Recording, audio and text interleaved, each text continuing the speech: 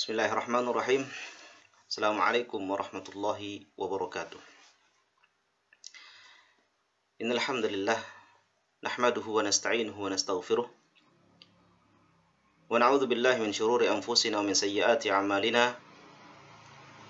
Man yahdihillahu fala mudilla lahu wa man yudlil fala hadiya lahu. Asyhadu an la ilaha illallah wahdahu la syarika lah.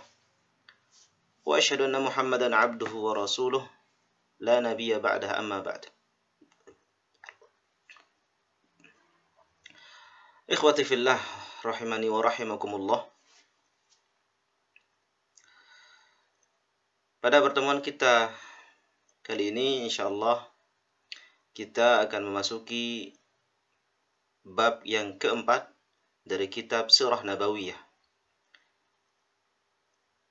Yang mana pada bab ini insyaallah bab yang menjelaskan bagaimana risalah Nabi sallallahu alaihi wasallam. Namun sebelumnya perlu kita mengetahui bahwa tentu Rasulullah sallallahu alaihi wasallam diangkat menjadi seorang nabi dan rasul pada usia 40 tahun. Dan beliau menjadi seorang nabi dan rasul hanya selama 23 tahun. Yang mana pada kali ini insyaallah pembahasan kita adalah mengenai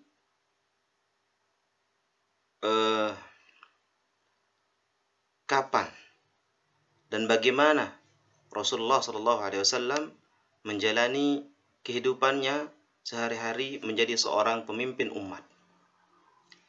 Lalu dalam kurun waktu 23 tahun itu, di mana saja beliau, apa saja yang menjadi tugas-tugas beliau selama menjadi seorang nabi dan rasul. Tentunya seperti yang kita ketahui, seorang nabi, seorang rasul, tugasnya berat kalau dibandingkan dengan kita sebagai umatnya. Ujiannya pun berat kalau dibandingkan dengan kita, tidak ada apa-apanya. Namun seorang nabi tidak mungkin diangkat menjadi pemimpin umat kalau mereka tidak memiliki kesabaran, tidak memiliki kelebihan dibandingkan umat manusia yang lainnya. Ikhwati fillah rahmani wa rahimakumullah. Di sini Syekh menyebutkan tanqasimu hayatu Rasulillah sallallahu alaihi wasallam ba'da an syarrafahu Allah bin nubuwah wa risalah ila ahdai. Kehidupan Rasulullah sallallahu alaihi wasallam setelah diangkat menjadi atau setelah diberikan risalah kenabian oleh Allah Subhanahu wa taala itu terbagi menjadi dua periode. Huma diantaranya al-ahdul makki, periode Makkah. Yang mana pada periode ini 13 sana. Ada 13 tahun. Jadi selama Rasulullah berdakwah di kota Makkah itu lamanya sekitar 13 tahun. Wa tsani al-ahdul madani. Yang kedua adalah periode Madinah. Dan di Madinah ini beliau berdakwah selama 10 tahun. 10 sanawatin kamilah. Ada sekitar 10 tahun lamanya Rasulullah berdakwah di kota Madinah. Maka genaplah dakwah Rasulullah itu menjadi 23 tahun lamanya. Karena Rasulullah meninggal dunia pada usia 63 tahun. Baik. Thumma yashtamilu kullun minal ahdaini ala iddati marahil. Likulli marhalatin minha khasa'isun tamtazu biha an ghairiha. Kedua periode ini memiliki beberapa tingkatan. Dan setiap tingkatan memiliki kekhususan yang berbeda dan mempunyai kelebihan dari yang lainnya. Jadi setiap marhalah, setiap tingkatan-tingkatan dari periode tersebut memiliki kelebihan masing-masing dibandingkan yang lainnya.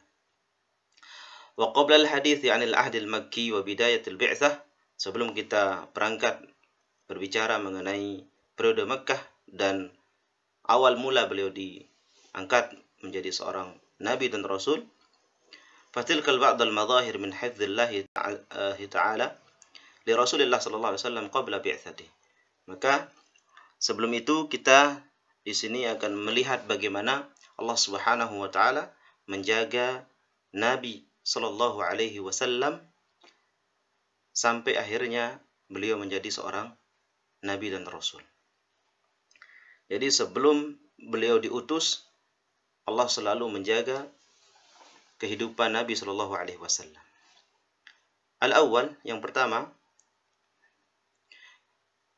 hafizahu saghiran bidayatan min istifaihi min awsatin nasabi wa asyrafih. Jadi Allah Subhanahu wa taala menjaga nabi kita, Nabi Muhammad sallallahu alaihi wasallam, dari sejak kecil.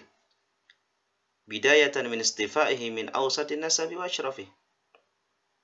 Itu terbukti ketika beliau dipilih oleh Allah Subhanahu wa taala dari sebaik-baik nasab, sebaik-baik keturunan, semulia-mulianya. Wa wiladatihi min nikahin sahih wa laysa min safahin batil. Dan kelahiran Nabi Muhammad sallallahu alaihi wasallam itu beliau dilahirkan dari hasil pernikahan yang sah, bukan dari hasil pernikahan yang tidak sah atau batil, dari hubungan yang tidak benar, tetapi nikah yang sah. Al-thani, kafalatu jaddihi Abdul Muttalib wa huwa sayyidu Quraisy lahu tiflan. Yang kedua, ketika Nabi SAW diasuh oleh kakeknya yaitu Abdul Muttalib, dan beliau ini adalah tokoh dari orang-orang Quraisy, dan seakan-akan Nabi Muhammad saat itu menjadi anak dari Abdul Muttalib. Ila an balagha ats-tsaminah min umrihi wa tufiya jadduh. Beliau diasuh oleh kakeknya sampai beliau berumur 8 tahun. Lalu setelah itu kakeknya meninggal dunia. Fantalaqa ila kafalati ammihi Abi Thalib wa huwa sayyidu Quraisy aidan. Lalu setelah itu beliau diasuh oleh pamannya. Beliau diasuh oleh pamannya yaitu Abu Thalib. Dan dia juga merupakan sayyidu Quraisy, tokoh dari orang-orang Quraisy. Wa fi dzalika ma fihi min al-man'ah. Dan ketika beliau diasuh oleh Abu Thalib, beliau selalu membela Nabi Muhammad sallallahu alaihi wasallam, selalu mencegah apa-apa yang akan membahayakan Rasulullah sallallahu alaihi wasallam. Al-thalith, hafizahu syabban kama taqaddama min an yaqa fima yaqa fihi asy-syababu min al-fuhshi wal khana. Jadi Allah Subhanahu wa taala juga menjaga nabi kita Nabi Muhammad sallallahu alaihi wasallam ketika beliau sudah memasuki usia remaja atau dewasa. Menjaga dari apa? Dari perbuatan-perbuatan para pemuda Quraisy biasanya saat itu. Dari berbuat kemungkaran atau berkhianat atau yang lainnya. Jadi Rasulullah tidak pernah meminum minuman khamr, tidak pernah menyembah berhala, tidak pernah menyentuhnya apalagi. Itu semua adalah Allah Subhanahu wa taala selalu menjaga Nabi kita Nabi Muhammad dari perbuatan-perbuatan yang tidak terpuji tersebut. Wa qad ishtahara sallallahu alaihi wasallam baina qaumihi wa huwa syabun bis-sidqi wal amanah. Bahkan Rasulullah sallallahu alaihi wasallam ketika masih mudanya, beliau dikenal oleh kaumnya dengan pemuda yang selalu jujur dan amanah. Beliau tidak pernah berkata bohong. Maka tidak heran, dulu ketika masih muda, Rasulullah dikenal dengan pemuda yang jujur, pemuda yang amanah. Ar-rabi', hifdzu qalbihi tahiran falam ya'bud ilahan ghairallah azza wa jalla. Hatinya Rasulullah itu dijaga bersih oleh Allah Subhanahu wa taala, dijaga, disucikan. Dari apa? Dari perbuatan yang tidak terpuji, bahkan dari menyembah berhala atau Tuhan selain Allah Subhanahu wa taala. Jadi Rasulullah sejak masih mudanya beliau tidak pernah menyembah selain Allah Subhanahu wa taala. Walam yasjud li sanamin, tidak pernah sujud terhadap patung-patung atau berhala tersebut. Walam yatamassah biwathanin, dan tidak pernah sampai menyentuh atau melakukan penyembahan-penyembahan tersebut. Tidak pernah menyentuhnya apalagi. Walam yahlif bighairillah, dan tidak pernah mengeluarkan sumpah bighairillah, atas lain nama Allah Subhanahu wa taala. Tidak pernah. Tidak pernah mengatakan Al-Lata wal Uzza, tidak pernah.